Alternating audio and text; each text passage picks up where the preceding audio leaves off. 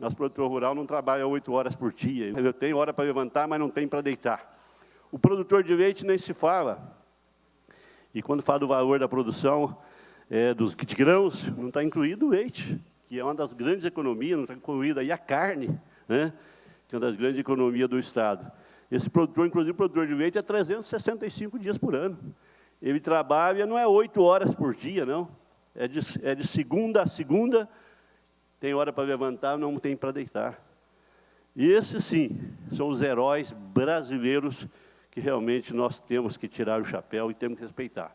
Inclusive, eu, de vez em quando, eu critico aqui a própria Assembleia, a comunicação. Esses dias mostrou aqui o perfil dos deputados. Tantos policiais, militares, civis, tantos médicos, mostrou ao médico lá bonitinho, com a roupinha branca, tantos professores lá dentro da sala de aula, e tantos produtores rurais, aí uma enxadinha puxando terra. Gente, isso não existe mais, não. O produtor rural hoje está muito mais moderno, também tem, mas é cada dia menor. O produtor rural hoje tem até máquina computadorizada. O produtor rural hoje está modernizando, do maior ao menor. Essa é uma realidade. No ano passado, falou que a Assembleia valorizou todos os setores. A mostra do produtor rural, mostra lá umas 10 vaquinhas num pasto, vaquinha magra. Isso não é realidade mais não, gente. Então, a sociedade tem que entender, a comunicação, não só da Assembleia, mas do Brasil, tem que entender que é esse produtor que põe comida na casa de cada brasileiro, de cada mineiro. E ontem foi o Dia Mundial da Agricultura, nós temos que enaltecer e reconhecer e agradecer muito cada produtor, e eu tenho orgulho, um imenso orgulho de ser produtor rural. Quando eu falo agro, muitas pessoas diferenciam o maior do menor, o grande do pequeno. Para mim, tudo é agro. Se você tem um canteiro de alface, ali é agro, é agricultura, é remover a terra, é cuidar da terra, da planta e produzir alimento. Então, do menor ao maior, a minha homenagem e o meu reconhecimento.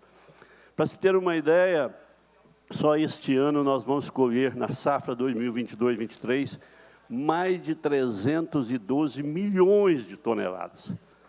Setor nenhum cresceu mais que 3% praticamente. O Brasil cresceu 2,9%. O agro, o campo, cresceu 15%. É um sucesso total.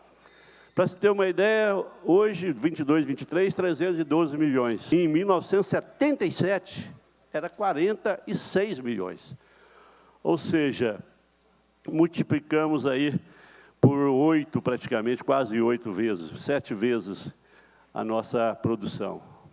Nós não estamos falando de café, nós estamos falando de grãos. Se colocar o café, se colocar a cana, a floresta, as frutas, as verduras, os legumes, a pecuária, a suinocultura, as aves, o mel, é muito, mas é muito maior. Podemos falar que o valor da produção brasileira passa este ano de 1 trilhão e 200 bilhões de reais.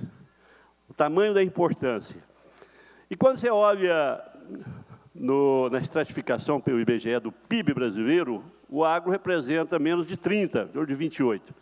Mas eu não concordo, porque, na realidade, nessa estratificação, o que gera mais emprego é os serviços e também a indústria. Mas, se não tivesse o agro, teria a indústria de tratores?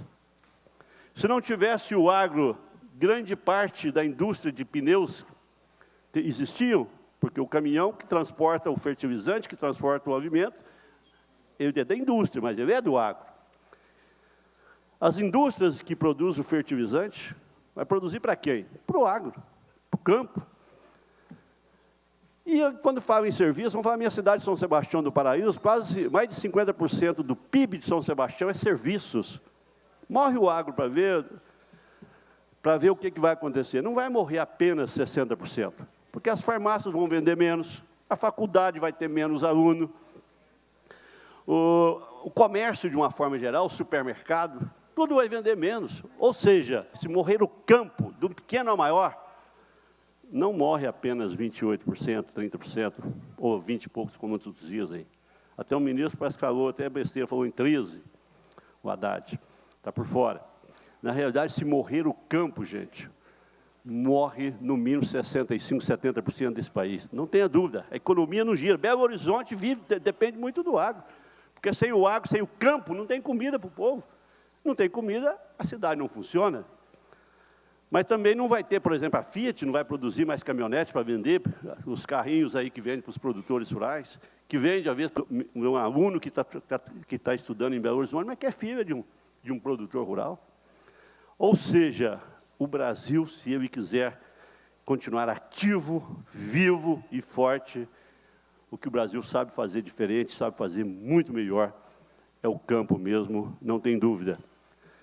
E vamos falar de emprego. De cada 3 empregos neste país, 1 está ligado diretamente, fora os indiretos. As agroindústrias, por exemplo, que produz doce, de onde vem o produto dele? Vem do campo. A agroindústria do café, a torrefação, o café vem do campo. Falar em café, o Brasil é o maior produtor do mundo, chegando a produzir até 60 milhões de toneladas. E olha, se Minas Gerais fosse um país, nós seríamos o maior produtor do mundo, porque nós produzimos mais de 30 milhões de toneladas. E o bom de tudo isso é que o produtor está cada dia mais consciente, do menor ao maior. Hoje nós estamos muito conscientes da importância da preservação ambiental. Então, hoje o nosso produtor está muito mais consciente que é necessário você produzir, mas produzir preservando. Preservando nossas águas, nossas florestas, nosso solo, que muitas vezes o pessoal pensa em floresta e pensa em água, esquece que a maior riqueza é o solo, e um solo mal cuidado, ele leva à erosão, que prejudica a água, que prejudica tudo, aumenta custos de produção. Enfim, nós podemos dizer que o nosso meio, a nossa economia depende, sim, não só do Brasil, mas principalmente de Minas Gerais. Ou seja, o produtor precisa entender melhor a importância, a significância do nosso produtor rural.